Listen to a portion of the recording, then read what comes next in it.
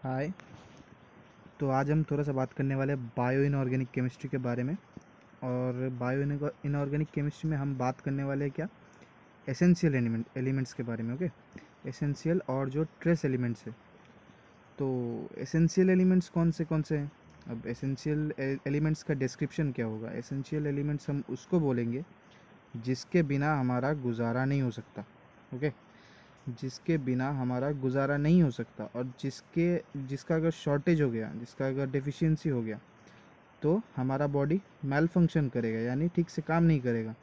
Okay, तो उनको हम बोलेंगे एसेंशियल एलिमेंट्स, यानी बहुत ज़्यादा ज़रूरी है हमारे लिए। एसेंशियल यानी ज़रूरी। तो हमारे पीरियडिक टेबल में हम कितना एलिमेंट्स जानते हैं? हम जानते हैं पीरियडिक टेबल में 112 एलिमेंट्स है। ओके, तो उनमें से एसेंशियल कितने हैं? उनमें से एसेंशियल 30 एलिमेंट्स है। ठीक है, एसेंशियल एलिमेंट्स कितने हैं फिर? 30। ओके, 30 एलिमेंट्स है। अब उनको हम दो टाइप्स में डिवाइड करते हैं। एक है bulk elements and macro minerals. Okay, तो बल्क कौन से हैं? जो बहुत ज़्यादा क्वांटिटी में हमको लगने वाले, वो जो बहुत ज़्यादा क्वांटिटी में हमको लगते हैं हमारे बॉडी को, मतलब बायोसिंथेसिस करने के लिए या फिर फंक्शनिंग करने के लिए बहुत ज़्यादा क्वांटिटी में लगते हैं। और ट्रेस एंड अल्ट्रा ट्रेस कौन से है? ये है जो बहुत ही माइन्यूट, बहुत ज़्यादा minute, required in milligrams and micrograms.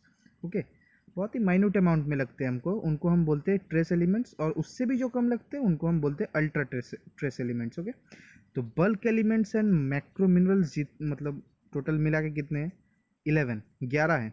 Bulk elements और मैक्रो मिनरल्स टोटल 11 हैं। और ट्रेस और अल्ट्रा ट्रेस कितने हैं? 19 है। टोटल 30। 19 + 11 = 30। ठीक है, तो ट्रेस कितने हैं? ट्रेस और ultra trace 19, bulk elements and macro minerals 11। तो बल्क एलिमेंट्स याद रखने के लिए सबसे ईजिएस्ट वे मैं आपको बताने वाला हूँ। आपको पता ही है, NH मतलब national highway, national highway, and COPS cops, cops मतलब पुलिस। तो पुलिस कहाँ पे रहते हैं? नेशनल हाईवे में। तो national highway cops, NH cops. Okay, ये है हमारे बल्क, जो सबसे ज़्यादा लगते हैं। Nitrogen, hydrogen, carbon, oxygen, phosphorus and sulphur, ये सबसे ज़्यादा हमारे बॉडी में है। ओके, और मैक्रो मिनरल्स कौन से हैं? Sodium, potassium, magnesium, calcium and chlorine, ये हमारे मैक्रो मिनरल्स है। और इधर हम अगर आ जाए ट्रेस एलिमेंट्स पे, तो कौन से ट्रेस एलिमेंट्स?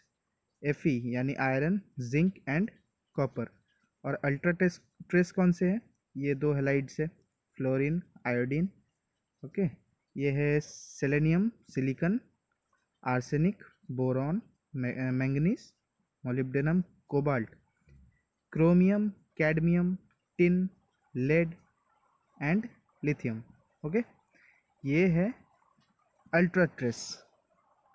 अब हम कैरेक्टरिस्टिक्स पढ़ेंगे कि जो एसेंशियल एलिमेंट्स है उनके कैरेक्टरिस्टिक्स क्या क्या हैं, मतलब उनके फीचर्स क्या क्या हैं। तो required for maintenance of life, हमारी लाइफ का प्रॉपर फंक्शनिंग करने के लिए बहुत ज़्यादा ज़रूरी है। ओके, बायोसिंथेसिस या फिर मतलब कुछ भी करने के लिए हमारे बॉडी में बहुत ज़रूरी है। उनको हम बोलेंगे क्या? ये हो गया एक कैरेक्टरिस्टिक। सेकंड क्या होगा? डेफिशिएंसी कॉजेस मेलफंक्शन और डेथ। अगर उसका थोड़ा भी शॉर्टेज आ गया हमारे बॉडी में, ओके, अगर थोड़ा सा भी शॉर्टेज आया तो क्या होगा? हमारा बॉडी ठीक से काम करना मतलब बंद कर देगा। कैसा होता है हमारे फ़ोन में, अगर कुछ भी छोटा मोटा प्रॉब्लम आ जाए, समझो माइक्रोफोन का प्रॉब्लम आ गया, तो फ़ोन कैसे मेल फंक्शनिंग करने लगता है? सेम वे में अगर एसेंशियल एलिमेंट्स थोड़े से भी शॉर्टेज आ गए हमारे बॉडी में, तो क्या होगा? मेल फंक्शनिंग कॉज मतलब हो जाएगा, मेल फंक्शन करेगा हमारा बॉडी, या फिर डेथ भी हो सकता हमारा। और क्या है? स्पेसिफिक बायोकेमिकल फंक्शन, मतलब ये नहीं है कि एक एक अगर एलिमेंट है एसेंशियल एलिमेंट, तो वो हर टाइप के काम करेगा, सब काम वही अकेला कर देगा, ऐसा नहीं है। वो अपना काम खुद करेगा। ठीक है, जितना उसको सैलरी मिलता है वो उतना ही काम करेगा, वो सैलरी से ज़्यादा काम नहीं करेगा। Okay, now number 4, varies from system to system. अगर समझिए, एक एग्जांपल मैं देता हूँ। दो सिस्टम है, ठीक, और एक एलिमेंट है। एक सिस्टम में उसको बहुत सारा प्यार मिलता है और एक सिस्टम में उसको नहीं मिलता। तो जहाँ पे उसको बहुत सारा प्यार मिलता है वो क्या करेगा, लो कंसंट्रेशन में काम करेगा। हाँ, और जहाँ पे उसको प्यार नहीं मिलता वहाँ पे वो क्या करेगा, हाई कंसंट्रेशन में भी काम नहीं करेगा।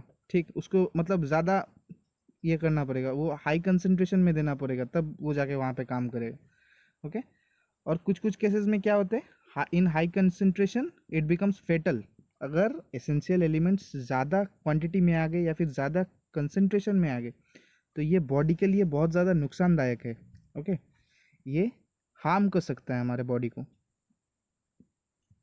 तो आज हम थोड़ा सा डिस्कस करने वाले हैं bulk elements and macro minerals के बारे में। हम ट्रेस थोड़ा बाद में करेंगे, अभी bulk elements and macro minerals. Okay, तो शुरुआत करते हैं सोडियम से। सोडियम क्या क्या है, component of extracellular fluid. हमारे बॉडी का जो एक्स्ट्रा सेलुलर फ्लूइड है उसका कंपोनेंट है, and exists as chloride and bicarbonate. Sodium chloride and sodium bicarbonate ऐसे एग्जिस्ट करता है। Okay, regulates acid base equilibrium, आपको तो पता ही होगा, सोडियम कार्बोनेट वगैरह वगैरह एसिड बेस रेगुलेट करते हैं। ठीक है, ये एसिडिक होते हैं या फिर बेसिक होते हैं, मतलब अगर बेसिक हम ज़्यादा डालें एसिडिक में तो वो न्यूट्रलिटी मेंटेन करेगा वगैरह वगैरह, ऐसा काम करता है वो। मतलब इक्विलिब्रियम मेंटेन करता है एसिड बेस का। मेंटेन्स परमेबिलिटी ऑफ सेल, तो हमारे सेल में क्या घुसना है क्या नहीं घुसना है, ठीक है, हमारे सेल का जो परमेबिलिटी है, मतलब क्या एंटर करेगा क्या नहीं करेगा, उसको भी मेंटेन करता है sodium. Okay, injectable medicine are dissolved in NaCl। हम जो इंजेक्शन डालते हैं हमारे बॉडी में, ओके, जो इंजेक्टेबल जो मेडिसिन है वो क्या होते हैं, वो पहले NaCl में डिजॉल्व करना पड़ता है हमको। ओके, वो पहले NaCl में डिजॉल्व करके फिर हम उसको अपने बॉडी में ट्रांसफ़र करते हैं या फिर इंजेक्ट करते हैं। ओके, या फिर एडमिनिस्टर करते हैं, जो भी आप बोल सकते हैं। इंजेक्ट को एडमिनिस्ट्रेशन भी बोलते हैं। नेक्स्ट है पोटेशियम। पोटेशियम का फीचर्स अगर हम देखने जाए तो कुछ हद तक सोडियम जैसा ही है, लेकिन थोड़ा सा चेंज क्या है, present in intracellular as well as extracellular fluid. मतलब इसमें सिर्फ एक्स्ट्रा सेलुलर था सोडियम में, और इधर पोटेशियम का क्या है, पोटेशियम इंट्रासेलुलर भी है और एक्स्ट्रा सेलुलर भी है, दोनों फ्लूइड में प्रेजेंट है। ओके, पोटेशियम का और क्या है, ये भी एसिड बेस इक्विलिब्रियम मेंटेन करता है जस्ट लाइक सोडियम। और क्या है, osmotic pressure and maintenance and water retention. तो अगर हम जब हमको मोशंस वगैरह लगते हैं तो हम क्या करते हैं, सबसे पहले हम करते हैं ये कि हम ORS लेते हैं। ORS में क्या रहता है, सॉल्ट्स रहते हैं, सोडियम सॉल्ट्स, पोटेशियम सॉल्ट्स। तो ये क्या करते हैं, ये जो सॉल्ट्स है ये हमारे बॉडी का जो वाटर कंटेंट है, हमारा बॉडी का जो वाटर जो निकल जा रहा है पूरा, उसको मेंटेन करता है। ठीक है, ऑस्मोटिक प्रेशर को मेंटेन करता है हमारे सेल का, वाटर को रिटेंशन करने में हेल्प करता है। ओके, और क्या करता है ये potassium, protein biosynthesis, protein biosynthesis में हेल्प करता है हमारा। ओके, कहाँ पे होता है प्रोटीन बायोसिंथेसिस, राइबोसोम में। ये और एक काम करता है, ये है सोडियम पोटेशियम पंप। अब जिनको ये पता नहीं उनके लिए बता रहा हूँ मैं, सोडियम पोटेशियम पंप क्या है। देखिए, सोडियम पंप में क्या होता है, सोडियम को बाहर निकाल दिया जाता है साइटोप्लाज्म से। ओके, और क्या होता है, पोटेशियम को अंदर ले लिया जाता है in presence of ATP। ATP खर्च करके ये काम होता है। ठीक है, अब ATP खर्च करके जब ये काम हो रहा है तो ये क्या कर रहा है, क्यों कर रहा है, ये ऐसा करने की ज़रूरत क्या पड़ गई कि सोडियम को निकाल रहे पोटेशियम को अंदर ले रहे। ठीक, तो ये करने का मेन रीज़न ये है कि इन दोनों का मतलब कंसंट्रेशन ग्रेडियंट, मतलब इन दोनों का कंसंट्रेशन का चेंज जो हो रहा है उससे क्या प्रोड्यूस हो रहा है, एक इलेक्ट्रिक पोटेंशियल प्रोड्यूस होता है। ठीक, उससे क्या होता है, हमारे नर्व का जो फंक्शनिंग होता है वो फंक्शनिंग काम करता है, मतलब एसिटिल कोलिन रिलीज होता है। ठीक, वो नर्व सेल्स से, मतलब नर्व सेल्स के अलोंग एसिटिल कोलिन रिलीज होता है। और क्या होता है, मसल सेल्स का फंक्शनिंग भी ये करवाता है। ठीक, और पोटेशियम का अगर डेफिशिएंसी हो गया किसी को तो कैसे ओवरकम करेगा वो बंदा, ऐसे करेगा कि वो बनानास खाएगा और कॉफ़ी पिएगा, क्योंकि banana and coffee are rich source of potassium. Okay, अब हम रेशियो देख लेते हैं कि कैसे रेशियो में रहना चाहिए सोडियम पोटेशियम। सोडियम इस टू पोटेशियम रेशियो कैसा होना चाहिए, कैसा होता है, ओके कैसा होता है ह्यूमंस में। अब हम ह्यूमंस है, ह्यूमंस का पहले देखेंगे कैसा होता है। 1:7 होता है ह्यूमंस में, ह्यूमन, रैबिट, रैट और हॉर्स में 1:7 का रेशियो रहता है सोडियम इस टू पोटेशियम का। और 15:1, बहुत ज़्यादा डिफरेंस आ रहा है इधर, इधर सोडियम ज़्यादा है पोटेशियम कम है। 15:1 कहाँ है, cats and dog, for pet lovers, you need to know that. तो चलिए अब हम आते हैं मैग्नीशियम के तरफ। मैग्नीशियम मैग्नीशियम मैग्नीशियम का क्या काम है, magnesium, role of magnesium in biological system, okay. अब देखते हैं magnesium ions are present in chlorophyll.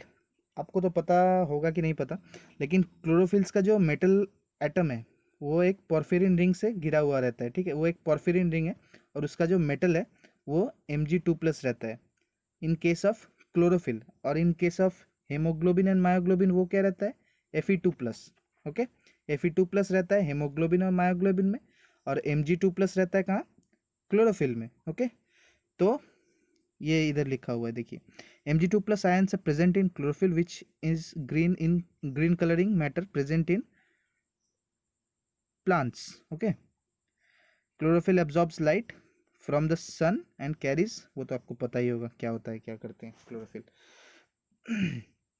Magnesium ions are present in the enzyme phosphatase which acts upon organic phosphates to hydrolyze them into free phosphates। अब सबसे ज़रूरी काम magnesium का मुझे जो लगता है अब तक, ठीक, वो है phosphorylation reaction, substrate level phosphorylation, okay. Substrate level phosphorylation में क्या होता है, एनर्जी प्रोड्यूस होता है, कैसे होता है, ATP प्लस PI यानी इनऑर्गेनिक फॉस्फेट, वो ऐड होके ATP बनता है सबस्ट्रेट लेवल फॉस्फोराइलेशन में, ओके। और ये काइनेज मीडिएटेड रिएक्शन है, इसको Mg2+, K+ ये सब लगते ही है। हर काइनेज मीडिएटेड रिएक्शन को जहाँ पे भी ATP आप देखिएगा वहाँ पे आपको Mg2+ लगेंगे ही, ठीक है। हर काइनेज मीडिएटेड रिएक्शन में Mg2+ लगते हैं। नेक्स्ट है आपका ये देखिए हेक्सोकाइनेज, यहाँ पे भी आपको, यहाँ पे फॉस्फोराइलेशन हो रहा था सबस्ट्रेट लेवल, यहाँ पे ATP बन रहा था और यहाँ पे हमको ATP खर्च करना है ग्लूकोज से ग्लूकोज 6 फॉस्फेट बनाने में। और ये हेक्सोकाइनेज मीडिएटेड है, ये भी काइनेज मीडिएटेड है, यहाँ पे ATP खर्च कर रहे हैं हम और यहाँ पे ATP बना रहे हैं फॉस्फोइनॉल पायरुविक एसिड से, पेपा, इसको बोलते हैं Peppa, phosphoenol pyruvic acid, okay. इससे बना रहे हम पायरुवेट। तो यहाँ पे बन रहा है हमारा ATP और यहाँ पे हमारा खर्च हो रहा, तो दोनों में Mg2+ लगना ही है। और क्या होता है, प्रेजेंट इन एमाइनोपेप्टाइडेज। एमाइनोपेप्टाइडेजेस क्या है, एक एंजाइम है पेप्टाइडेज सॉरी। तो इसका काम क्या है, इसका काम, एंजाइम का सबसे खास बात है कि हम उसका नॉमेनक्लेचर से पता लगा सकते हैं कि उसका काम क्या है।